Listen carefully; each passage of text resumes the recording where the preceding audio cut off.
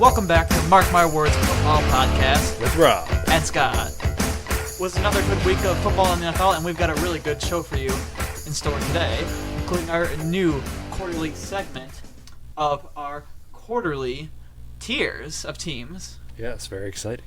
So I can't wait to get into that one a little bit later in the show. But we will start this one off, as we always do, recapping the Buffalo Bills and the Green Bay Packers games. So let's get into it with recapping the Buffalo Bills. This week, the Buffalo Bills defeated the Miami Dolphins in the week's most anticipated game by a score of 48-20. Rob, what are your thoughts on this one? Yeah, first thoughts are absolute surprise here as I doubled and tripled down on the Dolphins, picking them to win, picking them as my underdog lock of the week, and having both their running backs as my starts of the week. And the Bills absolutely proved me wrong on this game. They really came out and made a statement both offensively and defensively and put up a whopping 48 points on the Dolphins. What impressed me more about this game was the defense and the way they just shut down at the second half of that game. You kind of felt like at halftime it was still anyone's game, even though it was a three-possession game. That's just the way these offenses are built. They can score so much. But the Bills really took it away with a very strong defensive performance against a very hot Miami Dolphins team. The Bills' passing offense looked as good as it has all year. I mean, Josh Allen was incredible. He ended up with more total touchdowns than he did incompletions in this one. Ended up going 21 of 25 for 320 yards and 4 passing touchdowns and another for rushing. And as amazing as that offense was, the defense was, I think, almost just as impressive as you said there. Being able to stop Hill and Waddle the way they did, I think was really impressive. He went for 282 yards. I mean, was a good mark and decently effective himself. But they didn't let any of the Dolphins players really go off, and I think that's really impressive. I mean, neither Hill or Waddle went over 60 yards. I just think that's super impressive by a Bills defense to be able to bottle up what has just been an amazingly explosive offense. Yes, and a very good job by them as well containing the run game. And I think what really happened for the Dolphins here is, I think they got away from the run game too quick, and I could see the tendency to do that in a game that is this high scoring where the Bills score in their first 3 possessions, and you kind of start to get into this shootout mentality where you're no longer running what your best offense is, you're just trying to score. And, I think that ultimately led to the Dolphins' downfall in this game. And Tua didn't have a terrible game, but he just was unable to compete at the level that Josh Allen was in this game. And I think that really highlights the difference in where these two quarterbacks are at their careers. Yeah, I mean, I do agree with that. But I think that Tua looked the most uncomfortable that he has all year. Definitely. That Bills pass rush is absolutely legitimate, and their secondary gives them a ton of time to just absolutely wreak havoc. It certainly does, and they don't even have Von Miller back yet. Right. So I do believe that's scary for the. Although Tre'Davious White going down with that injury is going to be, I think, a devastating loss to that defense. Just yet again, just losing one of their best playmakers and leaders on the defensive side. Yeah, I feel absolutely terrible for him to go through yet another huge injury. Mm-hmm, for sure. And this game also kind of felt like Stephon Diggs' breakaway game to crack open the year with over 100 yards receiving and 3 touchdowns. So I feel like this was the game that the passing game really opened up, and it looked more of the Bills' offense that we saw last year. And I know that some fans were, kind of waiting to see this variation of the Bills' offense, and they had been a little bit more run-heavy to start the year. But now we can see that they're fully capable of doing what they did last year in the passing game as well. Yeah, because, I think I did bring out the point that they were really taking what the defenses were giving them, yes. And Josh Allen was doing a really good job of that. And I think that they really came in with another really good offensive game plan and were able to succeed at what they do best. Because I do believe that passing offense with Josh Allen is what they do best and what they're going to have to use come playoff time when they very could well be facing Miami in the playoffs again. Yes, and I think you're absolutely right. That is their most dangerous aspect of their entire team is that passing attack. But what I've really liked is that they wanted to first establish something that maybe wasn't a strength of their team last year, which was the run game and taking what the defense gives them in the check down game, the mid game. So we already have known, I think, throughout the first 3 games that is a good – they can do that. They can absolutely win games doing that.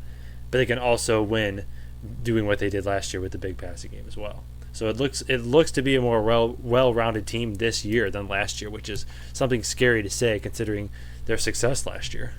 Right. But you do have to worry about that Trey White injury and how that will affect the defense. But so far, so good, I think, in Buffalo. Absolutely. And now we go on to the Green Bay Packers facing the Detroit Lions. They lost 34-20 on a Thursday night game, and me and Scott both picked the Lions, although I didn't think we thought it would look like this. What are your initial thoughts from this game? Yeah, I think the Packers' offense, I really would have wished to see more from, and I think that score may even indicate it being closer than it felt during that game, as it just seemed like the Lions just had a chokehold on this one the entire way and never let up. Mm-hmm. I mean, the Lions just kept controlling clock and still able to push that offense down the field the entire way, and the Packers never seeming to crawl much closer than they were the whole time. I mean, absolutely awful in the first half. Were able to get a little bit going on offense, but still was not nearly enough.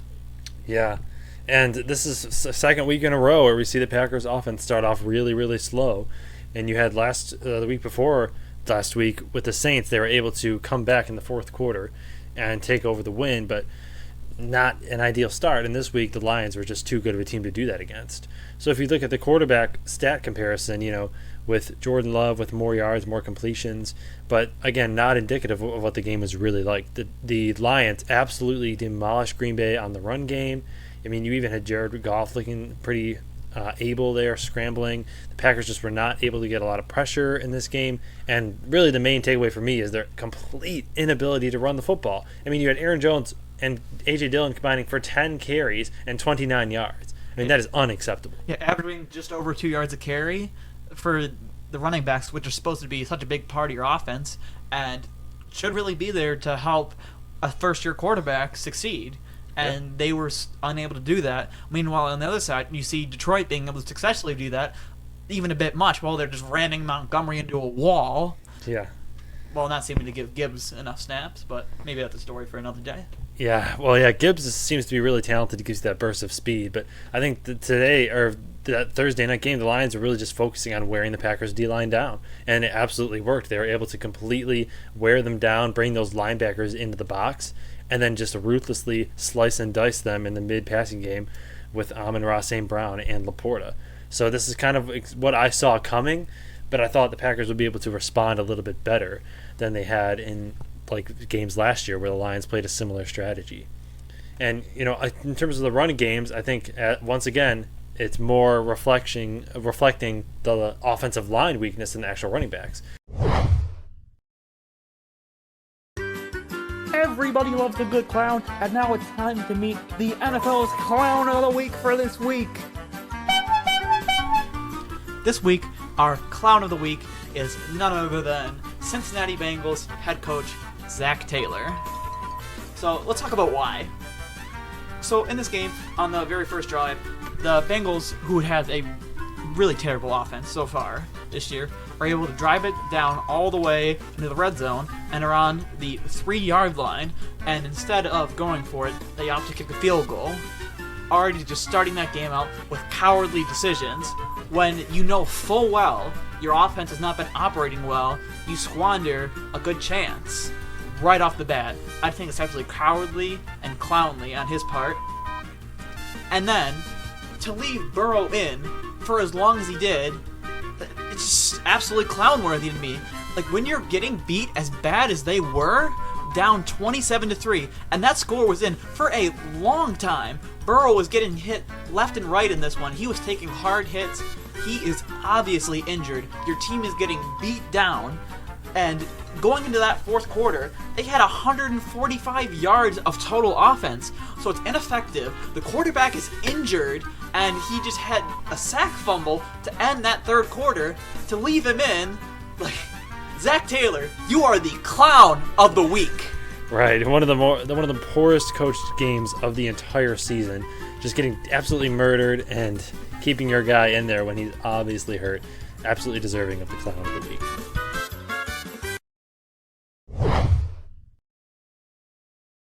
And now we move on to our new segment, NFL Tiers. So these are our quarterly tiers that we do every 4 weeks. And among these are 5 categories. So these are not the power rankings, they are the tiers. So in category number 1 is the heavyweight contenders. And among these are teams that could absolutely win the Super Bowl or competing for a Super Bowl today. Then you have the middleweight contenders, which are teams that are solidly in the playoffs and could potentially compete for a Super Bowl if they get some things right on their team. Then you have the fringe contenders, which are interesting teams that could sneak in and upset some people, but maybe don't quite have the pieces to make it all the way. And then the mediocres, which are teams that are, well, kind of boring, not quite bottom feeders, but have some solid units. And then tier number 5, the bottom feeders, which are the absolute lowest of the low, the bottom of the barrel in the NFL. And it is there that we will start with the bottom feeder tier. And Scott, what do you have in this category? So I have 5 teams in my bottom feeder tier. I have the New York Giants, the Las Vegas Raiders, the Carolina Panthers, the Chicago Bears, and the Arizona Cardinals. And I differ quite a bit here in this category, as I had the Raiders, Jets, Bears, and Panthers. So why do you believe the Jets belong in this category? So the Jets, I have not been impressed with it this year. Although in week 1, their defense had a nice outing against the Bills. They were barely able to beat them and only were able to do so on an overtime punt return touchdown. In the games following, they had very unimpressive performances and got absolutely slaughtered against the Cowboys. They were unable to do anything against the Patriots, and they just have not looked like a good team. Now, last week against the Chiefs, Zach Wilson showed a little bit of juice, and maybe that would lead one to believe that he could continue to produce in that way. But I'm going to have to see more. I'm not buying it, and I think that was more the exception than the new standard. So the Jets, for me, clear bottom feeders here. Yeah, so we differ on them a bit, I see. And the Giants, though, is really what surprises me. After all they did last year, you don't think that they could potentially reach that same level? No, not at all. When I've Really? watched all their games this season, they have looked absolutely awful. Just terrible. They have absolutely no receivers on that team. The offensive line is just garbage. Daniel Jones is under pressure constantly. He has no chance to do absolutely anything. Especially when Barkley is out of these games, they've got absolutely nothing at all. The run game won't run at all. I mean, like I said, the offensive line is so bad that Jones just has no time, so he can't find any of these non-existent receivers. And Darren Waller, Right. who's supposed to be their big target, like has barely been getting anything. Or the balls are so off because Daniel Jones is being so heavily pressured. I feel like for me, the Giants are easily in the bottom feeder category for me. Yeah, I definitely could see that. So you're kind of viewing them as they kind of over-exceeded last year. Now they finally kind of come back down to earth. Yeah, maybe even farther than I thought they would have. Yeah, oh, certainly for me. I mean, I think the good coaching could bring them back, but I think what really Giants fans wanted to see was they wanted the Brian Daboll effect to happen to Daniel Jones like he did with Josh Allen. That's just not happening. Like, although, like you said, no receiving threats, that certainly does hinder his ability, but I think it's very clear at this point, I mean, to all of us it was already very clear, that Daniel Jones is just not an elite level quarterback. And he's not going to be able to prop up a team like the Giants. And yeah, from there, I guess we go on to the mediocres category, and which I had the Green Bay Packers, the Minnesota Vikings, the Atlanta Falcons, the New Orleans Saints, Arizona Cardinals, New York Giants, New England Patriots, and Denver Broncos. So I had 6 teams in this tier. I had the Tennessee Titans, Denver Broncos, New England Patriots, Cincinnati Bengals, Pittsburgh Steelers, and Washington Commanders. So I want to talk a little bit here about our old favorite team, the Tennessee Titans. Here So, we go. I mean, and as we all know, no, disclaimer, guys, the Titans, their stats, they won't impress you, okay? So, if you look at those stat sheets, you pull out the papers, the numbers, we here in Tennessee, okay, I'm not in Tennessee physically, but at heart, okay? We in Tennessee, we don't care about the numbers. We care about the passion, the fit, the feeling, the vibe, and the wins. And sometimes the vibe is to get less than 100 total yards of offense. No, see, no, it doesn't work. Stats have no bearing on it. Stats matter for every other team, but with the Titans, we treat differently. Okay, in a whole world of their own. Okay. I mean, think about it. Like last year, right? They almost won their division, despite Tannehill missing the last part of the season. They should have cakewalked to that division. but they let Jacksonville come back in by losing so many games in a row. Well, they should have easily won that division, but they didn't. Fair enough, but with your starter out and you're playing Malik Willis, I mean, how much are you going to expect them to do? And this team this year, I would argue, is better. All they with need DeAndre to win Hopkins. like one game in their last 7. I mean, look, they will always play you tough. They will always play you physical. They're not going to make those mental mistakes that other teams sometimes make. I think they have a bona fide running back in the league in Derrick Henry, and they have a number 1 receiver this year in DeAndre Hopkins. You don't think they could do even a little bit of damage here with the Jaguars looking a little bit weaker than we thought? No, not really. 'Cause, I mean, in some games here, Henry is being outsnapped by Tajay Spears, who actually has been quite effective himself. I'll give him that. And Hopkins has been good, but I think still hasn't been overly impressive to me, like about what I thought he'd be. Like a good receiver, but not gonna move the needle too much. Okay. That's why Tennessee's just a mediocre team for me. They are not gonna make any noise, and they can be as physical as they want, but I don't think it's gonna give them the results that they need to compete in the AFC. Well, fair enough. Those are fair points, especially the Derrick Henry point. But maybe you want to elaborate a little bit on Cincinnati, as you had them in the mediocre category here. Yes, I did. So as talented as that Cincinnati roster is, with how they've played so far this year, I can't consider them anything else than mediocre. They have the least amount of touchdowns in the league so far, and with the offense that boasts as many good talents as they have, like, it's just absolutely unacceptable. Burrow is obviously injured, and things don't look well. That offense looks completely clunky, and they can barely get anything done. And the defense is looking worse than it has, which I thought was a concern, but the offense would be as bad as it is something I couldn't expect, really. But yeah, I think this Bengals offense has just been so bad that for me they have to be in this mediocre tier. I think obviously there's a lot of room for them to go back up to where they probably should belong, or more of the middleweight heavyweight contenders, but for now, for me, they're mediocre.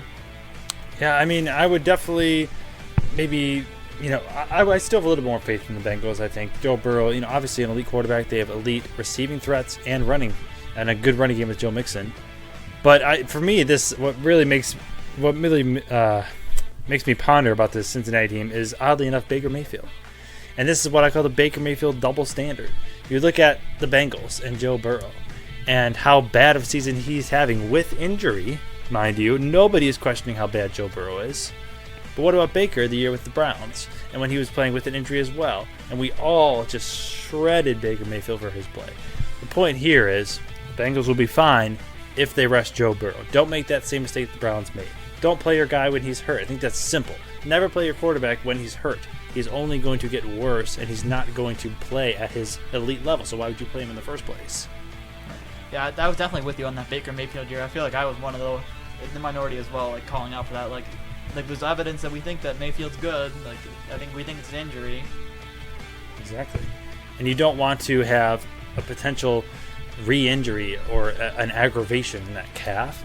And as we don't know, the calf connected to the Achilles, you do not want that happening to Joe Burrow. So if you want to salvage this season, just sit the guy until he's healthy. Because if you're going to play him and you're going to look like this, you have no shot at all.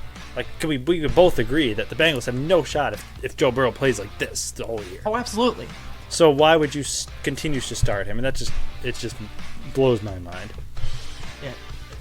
And when I'm reading your list out here, for me, like, the only thing that pops out, really maybe a couple, is that I just think the Giants are just so not on the same level of teams like the Packers and the Vikings and the Saints. Well, yes, so Packers are more high-end, mediocre category, Giants are more low-end, but I still think they're comparable teams because the Packers have not proved anything yet with Jordan Love at the helm, as the Giants, with their current team, they did make the playoffs and win a playoff game. So I think the Packers kind of have the proof of burden still upon them, where they have to go out and actually prove it. And the Vikings have just looked abysmal. They really cannot muster anything to get a win for their life. I think their offense has looked very good, although except for in their win. Otherwise, their offense has actually looked pretty good, or at least been able to put up very good numbers otherwise. But do you think, we saw this Giants team beat the Vikings in Minnesota last year. Do you think if these two teams we're facing today that the Vikings are a clear, better team than the Giants? I do. You do. I do. See, I disagree with that. The Giants have looked bad, but the Vikings have looked just as bad in my opinion. I don't think so. I think the Vikings have been better. I don't know. They can't win a game for their life. I mean, Kirk Cousins he's not that guy, and the defense has not looked as I thought it would this year. But we disagree on that, and we'll have to see who will be right at the end of the year. And then we go on from the mediocres to the fringe contenders team. And Scott, why don't you take away this tier? So in this tier, I have 10 teams. I have the Green Bay Packers, the Los Angeles Rams, the Los Angeles Chargers, the Indianapolis Colts, the Houston Texans, the Atlanta Falcons, the Minnesota Vikings, the New York Jets, the Tampa Bay Buccaneers, and the New Orleans Saints. And in my fringe contenders teams, I also have 10, and they are the Los Angeles Chargers, the Pittsburgh Steelers, Cincinnati Bengals, Jacksonville Jaguars, Houston Texans, Tennessee Titans, Indianapolis Colts, so the whole AFC South, Washington Commanders, Los Angeles Rams, and Tampa Bay Buccaneers. So, for yours, what jumps out to me is I just don't view the Commanders as really fringe contenders. I see them a little bit more just mediocre. What's your thoughts on that? Really? So, I know we were all kind of thinking of that Bills blowout, but the Commanders have shown that they are a pesky team, taking the Eagles to overtime and almost winning that game, many arguing that they should have won the game. And you have a guy in Sam Howell who shows to have a little bit of juice. I know we kind of ripped on him last week, but I think this is a guy that has that winning spirit. Like I said, he kind of reminds me of Baker Mayfield, and I think that he can lead this team. They have a very favorable schedule. They play the Bears this week. They play the Falcons next week. The Giants the week after. They could very well go 3-0 those games and be 5-2, and then play the Eagles, who they almost beat at home this time. So, just by their schedule, they could really pick up a lot of momentum, sneak into the playoffs, and I absolutely think that a team with momentum can upset a team that is better than them. Fair enough points, but for me, they got blown out by a good team, the Bills. They went toe-to-toe with a divisional rival, which I think you've had a lot of these this year, where the divisional rival games were closer for teams that should have been farther apart. And they beat a Cardinals team that I think has a terrible roster, and had to come back on a Broncos defense that is absolutely awful. So for me, I still find them mediocre, but I respect your points enough. Yeah, I mean, I would have, if you would have, after that Bills game, certainly I would have said they're mediocre, but that feistiness that I saw against the Eagles and the ability to respond, like what do great teams do when they get blown out? They come out the next week and respond. So, I think that's a good sign of resiliency from the Commanders there. And I'd like to talk about the New York Jets a little bit. Your take on them. Why do you think they're a fringe contender at this point? For me, when I'm thinking about my fringe contenders, I do believe that there could be enough in the Jets to kind of be on that fringe of contending for this year. I still think their defense is good enough and is opportunistic to be able to do so. I think they proved that they can hang around a little bit with teams like Buffalo and Kansas City. Even though they did get blown out by Dallas, I think they've shown enough where they could hang around in a few of these games and steal enough to kind of be in that contention, even though they're not real contenders. Do you think their schedule could come into play, though? Because they face, the Broncos next week, which is easy, but then they go with the Eagles as well, which they could easily be, a 2-5 team there, going on to face the Chargers and Bills and Dolphins shortly after that in a few weeks. Do you think that could really put an end to their kind of momentum if they lose 8 games within these next few weeks? I mean, absolutely, it could. Certainly it could. But I think we did see a similar team last year be able to put together some wins, and I think this team is a little bit stronger even. So that's why I have them in the fringe category. That's true. I would definitely keep an eye on Zach Wilson, as he had probably the best game of his career. So I think that's probably the biggest factor in the Jets. Yeah, I mean, that for me, like if that hadn't happened, I think the Jets could have easily been in one of the lower categories for me. But I think that gave me hope for that team. Yes, I think gave all Jets fans a little bit of hope there, something to watch.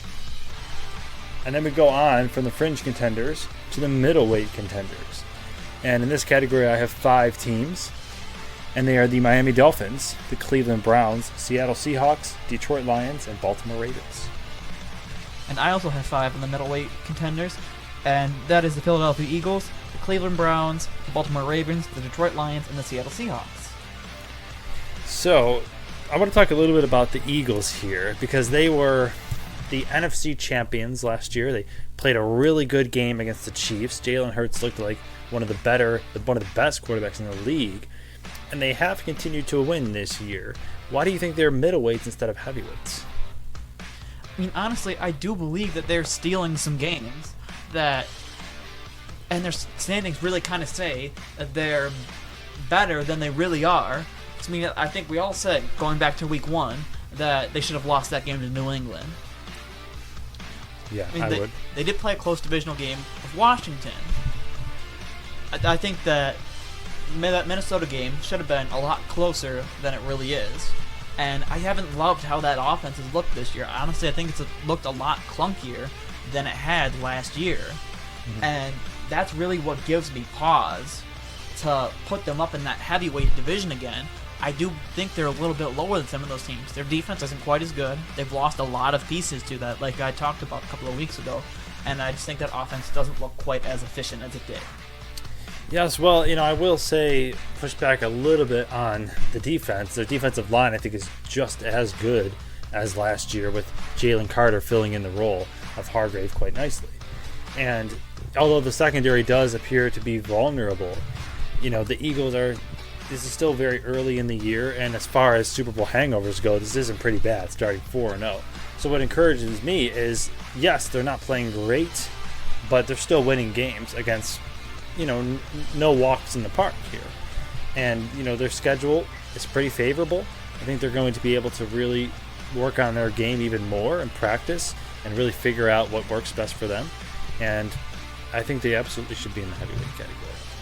But then you also had the Jaguars in the middleweight category, which was interesting, as I had them in the fringe contenders. So do you think the Jaguars, how good they are, is just a perception? Do you think that's actually validated? Because we really have yet to see them play with the big guys. Yeah, I put them over fringe, is when I'm grouping these teams together. I think they really do belong in this group with teams like the Browns and the Lions and the Seahawks and the Ravens.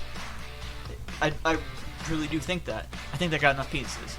Like you said, they have been off to a little bit rougher of a start. So for this one, it may be a little bit more of a projection on my part than what we've actually seen results-wise so far.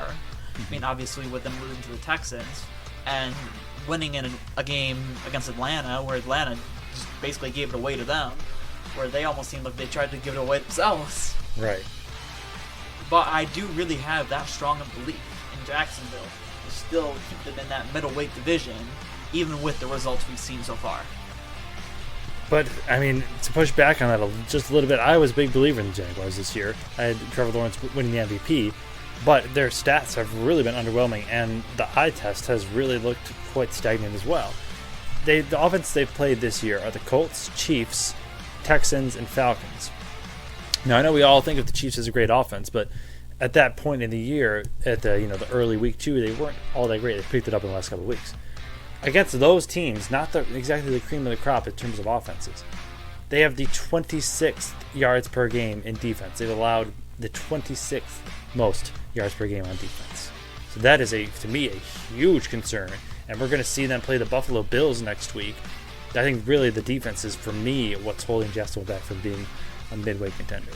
Well, even with all those yards allowed, they've still only allowed 82 points against, which is 12th.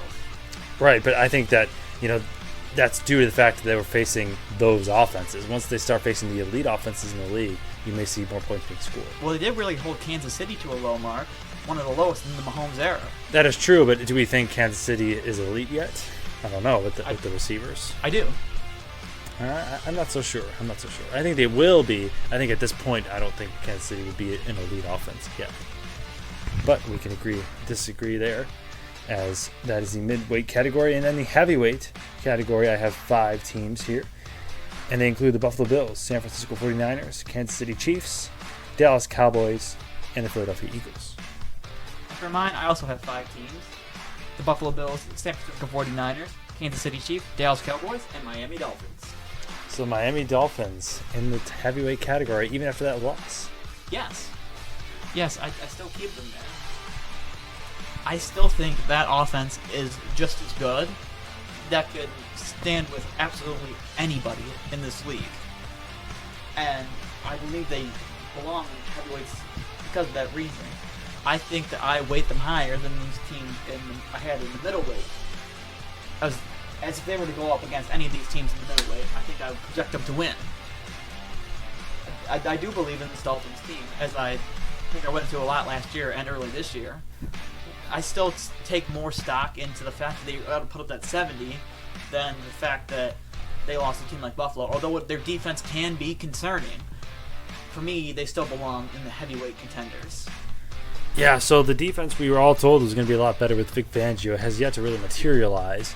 And, you know, what I worry about is the maturity level of this team. And you saw them just being very, very rambunctious, very, very arrogant going into this game. And they just got their butts handed to them. So it's going to be interesting to see how they respond from that. I think that's my biggest question is kind of the maturity and the poise of this team. Like, who is the team leader? Is it Tua? I don't know. He hasn't really stepped up to that level yet. And, how does this team respond to adversity? How do they respond? And how are they going to grow? And I think that those questions aren't questions we ask of heavyweight teams. So for me, they would be more in the middleweight category. But that is our tiers for the quarterly report there for 4 weeks. And from there, we move on to Week 5 NFL picks. Starting with the Thursday night football game. And this one is a real barn burner between the Chicago Bears and the Washington Commanders. Who do you have winning this matchup? I have the Commanders winning in this one. As do I. Yeah, Commanders just a lot stronger of a team here. We saw the Bears give up a huge lead against the Denver Broncos and just absolutely finding a way to lose a very winnable game. And I think the Commanders are a much better opponent than the Broncos here. Yeah, honestly, I do feel terrible for Justin Fields and that Bears team, who just that coaching in that team is not doing any favors for that guy. Yeah, that's very true. And he had almost a perfect first half, like almost perfect. He had only had one incompletion, which was a Hail Mary attempt, and had, I think, 240 yards. Like, it was being his best game of the year, but he did have some fumbles down the stretch that helped give this game away to Denver. Yeah, and that's something you kind of worry about with Fields and his kind of lack of clutchness in these moments. But you got to feel bad for him with the whole lack of building around him. You see, when you draft new quarterbacks, you tend to get the offensive coach, you get the receivers. Fields really has none of that, and it's kind of painful to watch this saga unfold. And a big question is, what if the Bears do end up as the worst team in the league and have the number one pick? Do they draft Caleb Williams, or do they stick with their guy Fields? Yeah, that's a really good question. And honestly, it seems like this whole regime may get blown up, if that's a fact. And if they call it a new regime, that usually means new quarterback. Yes. So we'll have to see. I mean, they could end up getting a king's ransom for Fields as it is. Yeah. Which could be helpful for them. And something I think was talked about a little bit going into the draft last year, too. Right. And then you have the game in London, the Jaguars versus the Bills here. And who do you have winning this game? I have the Bills winning in this one. As do I. Although, I feel like I do have pause for this one. I feel like this is definitely not a locked game. And one where I think there could easily be an upset by Jacksonville. Yes, I do as well. And the main thing of that is the fact that it's in London. And Jacksonville played in London last week against the Falcons. And you got the Bills going over in London. Some wonky things can happen. So this is almost like a home game for the Jaguars, even though it is listed as a Bills home game. So definitely going to be something to watch there and how the Bills start out in this game. And then you have the Houston Texans and the Atlanta Falcons here. Two younger teams, two teams that we thought maybe weren't going to be as good as they've been, at least in the case of the Texans. The Falcons started out pretty good but have faltered a little bit. Who do you think is going to win this game? I have the Falcons winning in this one. Ooh, and I have the Texans here. So I almost feel like there's no conceivably good reason why I should pick the Falcons, as they just have not lived up to my expectations for this year. As like Ritter has, I pictured Ritter as being able to just be a little bit mistake-free, maybe still throwing for like that 170, 220 yard range. Maybe get a little bit more when he needs to be, but he really has not shown that, and was kind of a turnover machine, especially in the London game last week, throwing a couple picks and definitely a few more turnover-worthy throws. Yeah. I mean, and you look at the opposite is happening with the Texans quarterback, C.J. Stroud, who has yet to throw an interception this year. I mean, he has a passer rating of over 100. He's thrown for over 1,000 yards already, a completion percentage of over 60%, and 6 touchdowns to 0 interceptions. I mean, maybe the surprise of the draft, and C.J. Stroud looking like, a guy in this league, leading a kind of a fun Texans team to watch here. And I do think they will prevail over the Falcons. And then you have the Carolina Panthers taking on the Detroit Lions. Lions coming off a nice win against Green Bay. Do you think they continue the momentum? Absolutely, I do. I think the Lions will win in this one. As do I. Yeah, the Panthers have looked really lowly, and Bryce Young has kind of been the only quarterback out of this draft class that hasn't really been looking great. Although, I think maybe would he be the one that has the least amount of pieces? I do think so. Because I think we said that a lot going into the season about the Texans having a terrible roster, as well as Indianapolis. But both those quarterbacks have been able to succeed greatly, while Young has really failed, and that's kind of opposite of what I predicted going into the season, where I thought Young was the most ready to look good this season, and that's not been what happened so far. Yeah, interesting when you said that. When you said Young, does he have the least? I initially thought, oh yeah, he has the least. But then you brought up Texans Colts, and I was like, wow, I mean, these teams aren't really that much better than the Panthers, if at all.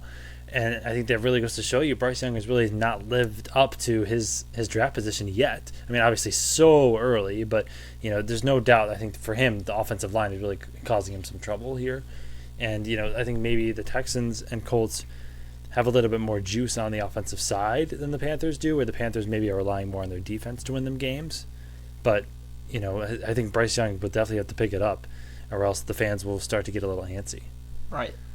0-5 is really not how you want to start your career. 100%. And then you have the Tennessee Titans taking on the Indianapolis Colts in Indianapolis. Who takes this divisional matchup? I have the Colts winning in this one. And I will pick my Tennessee Titans here. Unsurprisingly. Yeah, yes. Well, see, now, this you may not know this, but the Titans absolutely demolished the Cincinnati Bengals last week, and they looked pretty good doing it as well, dominating on all assets of the game. So why do you think the Colts have the edge here against the Titans? I've liked what I've seen from the Colts overall this year more than Tennessee. They've been much more consistent. Tennessee having some interesting set of games there when the Chargers gave them away a game in overtime, getting absolutely blown out by the Browns, and then blowing out the Bengals. So just an interesting season, inconsistent, but I think more bad than good. I just really do think that Indianapolis does have a little bit more upside than Tennessee, although they're around similar tiers. Well, I have to respectfully disagree with that. But Well, you had them in the same tier. Yeah. But I do think the Titans, they have the upside, not the other way around. And then you have the New York Giants facing the Miami Dolphins here in Miami. Dolphins coming off a brutal loss to the Bills. Do you think they respond with a win? Oh, yeah, I think it will be in a big way. Yes, I think this is going to be an absolute blowout. Yeah, that wouldn't be surprised if they hang 50 points again. Yeah. Just absolutely, they're going to come out, and this is what we talk about, responding well, but you're not really going to get to see how they respond to adversity because the Giants don't offer much in the way of adversity. So I did hear one very interesting stat this week. It was all-time teams that have scored over 60 points were 1-5 the next week. Wow. Interesting. I don't know, and I wondered that maybe they showed too much of their hand, or maybe they ran too many good plays. I don't know. I wonder what the logic, what the reasoning for that is. I thought very interesting stat. I think it definitely could get to the point when you score 70 points. I mean, what's the difference between 70 and 38? You know what I mean? At that point, you're kind of just running up the score, and maybe the other team has already given up. So we're kind of wowed by this huge number when in reality, a lot of teams could do that. They just don't, for whatever reason. True. So I don't know. Maybe that's kind of just something that I was thinking about last week after I saw the Bills demolishing the Dolphins. And I do think it's a good thought. And then you have the New Orleans Saints taking on the New England Patriots in what should be maybe the most boring game of the week. Who do you have this one? I have the Saints winning in this one. And I do as well. And boring will be the key word for this one. Yes, yes. Mac Jones had a solid start to the year, but he racked up most of his stats in garbage time. The Patriots just cannot lead a game at all this year, and they just really, feels almost like the end of the Belichick era. I have my doubts about that. I have In my mind, I hope that it's going to be, but I just doubt that it actually is. I mean, he hasn't done a good job. Like, as much as we all want to say Belichick is a good coach, I mean, what has he really done? He's utterly failed to develop Mac Jones. I mean, his defense remains great, but he completely failed to lead this team in any sort of way. Yeah, I mean, just look at his record. I think a lot of people come up with the point, like, he's done absolutely nothing with his teams without Brady. Exactly. I mean, he is a mediocre coach without Brady. Right. And so this was his chance to prove himself with a young quarterback, and he has failed to do so far. And then you have the Baltimore Ravens versus the Pittsburgh Steelers in a big game here. This is one of the games that a lot of people look forward to, and I certainly am. And who wins this bruising battle of the North? I have Baltimore winning in this one. And for me, and this may be a spite pick, just an alert, I have the Pittsburgh Steelers. And my Steelers got absolutely humiliated against the Texans last week. And they're not looking great, okay, in Steel City. But I will say that the Steelers are tough, and they better win this game. Please win this game.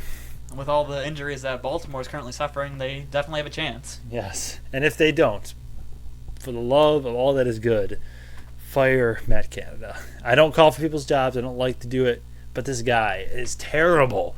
I mean, what are we doing here? I mean, this is like college level stuff. We got to get rid of this guy. Yeah, post game last week when Mike Tomlin goes, "Oh yeah, we're gonna have changes.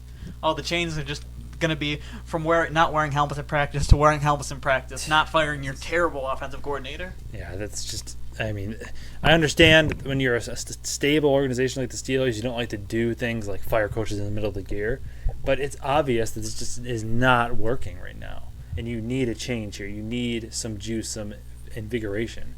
It's just not coming with all the playmakers you have. Najee Harris, like, come on, this guy should be an animal, and there's just nothing happening there. But I think their defense could pull them out, and again, against a very injured Ravens team. And then you have an interesting matchup here between the Philadelphia Eagles and the Los Angeles Rams, and I actually have the Rams taking this game. What about you? As do I. Yeah, so Rams impressed me a lot in most of their games this year, at least having a few moments in each one that I really liked. And the Eagles have looked a little bit on the shaky side. I think the Rams upset them. Yeah, I think this game definitely has all the ingredients ready for an upset. I do like what I've seen from the Rams in pretty much all their games. Sans maybe Cincinnati, where their offense didn't look nearly as good, but I think in almost all the other ones, I've left feeling impressed with the Rams. Yeah, me as well. And maybe we were all foolish to write them off with Matthew Stafford, still obviously a solid quarterback. Cooper Kupp is coming back, and their running game is very good. Sean McVay really dialing up some impressive stuff. Right. Yeah, so Rams looking like a solid team there. And then we go on to the Cincinnati Bengals versus the Arizona Cardinals. And for me, this is Bengals back against the wall here. And I will have them winning this game over the Cardinals for that reason. I think when your back is against the wall, you have no choice but to go all out. I will have the Bengals winning, but watch out for the Cardinals in this upset. Yeah, and I think I echo the same sentiment as you, as I also have the Bengals winning. Yes, and maybe if the Bengals had won last week and narrowly pulled it out, I would have had the Cardinals here, but they got blown out, and when good teams get blown out, they typically respond with a win. Yeah, and if they lose this one to the Cardinals, they have some serious changes to make there in Cincinnati, or some serious things to address, anyhow. Yeah, this is like a big week for them. Like, for me and my perceptions of them, this will say a lot. And then you have the New York Jets facing the Denver Broncos here, and the Jets looking a little bit better than they had in weeks past against the Chiefs. Who do you think wins this game? I have the Jets winning in this one.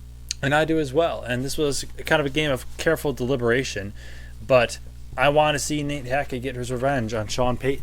And if you lose this game to Nathaniel Hackett, my goodness, you might not be the clown of the week, but you will maybe be the clown of the year if you lose this game after what you said about Nat Hackett and his job in Denver. He'll just be called the Sean Payton of the week. Yes. If that happens. Yes.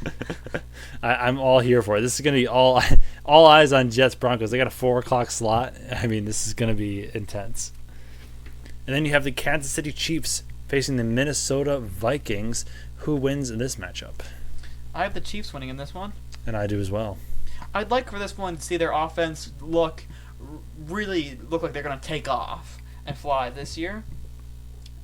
The this is the kind of game that I'd really like to see that pop off.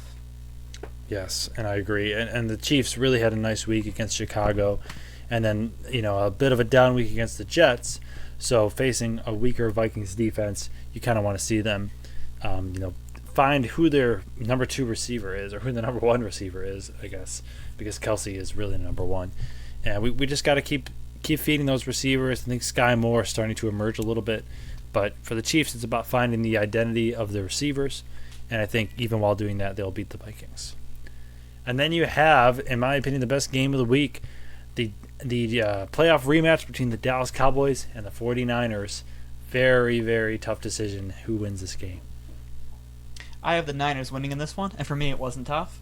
It was not tough? No. Wow, I considered it, but I will go with the Niners as well. I do like the Niners. And for this one, I have a little mark my words. Mark my words.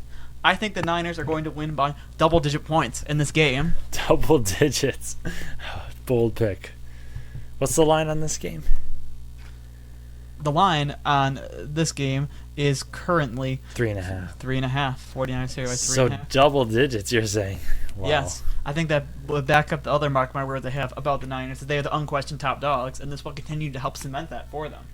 Yeah, I definitely agree that the Niners have looked like the best team in the league by far. In the NFC by far. And the Cowboys, they have every week they have an ability to compete with the best teams if they play up to their talent level. But the reason why you don't trust them is their just ability to also collapse. And the key to this game is how are they going to affect Brock Purdy in the pocket. We all know the Niners love their screenplays. They love their motion in the backfield. If they can disrupt that, they have a shot. But I just can't go against the 49ers with how they've looked so far. And then on the Monday night slot, you have my Green Bay Packers taking on the Las Vegas Raiders. And Packers coming off a couple shaky weeks on the offense. Who do you think takes this game? I have Green Bay winning in this one. I do as well, though I am not confident. I feel like I'm pretty confident in this one because I think so poorly of that Raiders team. And that wraps up the picks for Week 5, and now we do the underdog lock of the week. So last week, I picked the Miami Dolphins, and I was wrong, so which brings me to 0-3 on the underdog lock of the week. And Scott picking the Rams, bringing his record up to 2-1. So Scott, who do you got this week for your underdog? Saying there's no rules, you can't double pick a team. I'll have the Rams once again as they're facing the Eagles. And I will pick the Texans as 2-point underdogs against the Atlanta Falcons. Last week I made the mistake of picking a good team to beat a good team. This week I'm going the opposite route, maybe 2 middle-of-the-pack teams. I think that the NFL region is a bit wilder in that area, and the Texans I think will be able to beat the Falcons. Good choice. And from there we will transition into Rob's segment of his fantasy starts and sits. All right, yes, and last week we had a pretty good week here, as with the sits we had Ramondre Stevenson at running back, and he proceeded to have a very kind of a bad game here, ranking as the 42nd running back in fantasy with only 30 yards on the ground. And then we also had Garrett Wilson as the receiver sit of the week, and he wound up as the 41st ranked receiver. And then for our starts of the week, we had tight end Sam Laporta facing that Packers defense. Looked like he had a pretty good game, but the tight end stepped it up this week. Laporta finishing 17th, although still posting some decent stats. So I'm going to count that as kind of a draw. And then we also had Raheem Mostert and Devon Akane, or Akane, or a chain. Still not quite sure what it is. Either way, we really hit one on the head with Akane, as he finished as the 4th ranked running back, whereas Mostert finished as the 50th. So we're going to call that a draw as well. And this week we hope to hit it even better. And let's get it into the sits. So the first sit of the week for this week, I have Trevor Lawrence of the Jacksonville Jaguars. So the Jaguars, overall, they are only 16th in yards per game and really have underachieved at every level on the offense. They are now going up against a very good Bills defense. And although it is in London, that's kind of the Jags' home turf, I do not expect them to do well at all. And Trevor Lawrence specifically has underwhelmed. He is only 17th in touchdowns this year. He is only 13th in yards and 17th in passer rating versus very beautiful defenses. So Trevor Lawrence really has to step this up. Not MVP play at all. and I do think that he will have to wait another week to do that. So sit Trevor Lawrence. And also sit tight end George Kittle of the San Francisco 49ers. So George Kittle has no touchdowns at all this year for the 49ers, which is incredible to say, as he had 11 last year. George Kittle, regarded as one of the best tight ends in the league, really not having the year that many expected, and he faces a very formidable Dallas defense. And I do think you should sit George Kittle this week. Then in the starts, we have running back Brian Robinson Jr. of the Washington Commanders, and he is the 10th ranked running back on ESPN, and his carry volume is very high. So some might thought this would be a split backfield coming into the year with Antonio Gibson, but Robinson is the clear number one. 18 carries, 10 carries, 14 carries in his 4 games, and he's going up against the Bears defense, who is 31st against running backs. Absolute must start for Brian Robinson Jr. And in our last must start of the week, we have Terry McLaurin, wide receiver for the Washington Commanders. So he's obviously still the number 1 receiver in Washington, and he's had 4 targets and 4 targets and then 10 targets, 11 targets. So his targets keep going up. Sam Howell can feed him the ball, and he's had a really nice season so far, facing a very weak Bears D. Absolutely start Terry McLaurin this week. And then we go into Scott's parlay of the week. So Scott having a net of 9-3 on his parlay, but he was unable to go 3-0 last week, so he is 2-2 overall. And Scott, what is the parlay dialing up this week? So this week, my parlay of the week is going to be the Indianapolis Colts, the New Orleans Saints, and the New York Jets. So I really like a couple of these teams here. Getting both the Colts and the Jets as underdogs are teams that I both like a lot, and the Saints getting at a pick'em number. I like to pick all 3 of these teams on the money line. So for this week, bet on the money line, Indianapolis Colts, New Orleans Saints, New York Jets. And there you have it, the Scott's parlay of the week. Made a lot of people some money this year. And we hope you enjoyed this edition of Mark My Words Football Podcast. We encourage you to like and subscribe. We are on all platforms, and share it with anyone who you think might be interested. We look forward to a great week of football, and we look forward also to next week's edition of Mark My Words Football Podcast. And this has been Mark My Words Football Podcast with Rob and Scott. We are tuning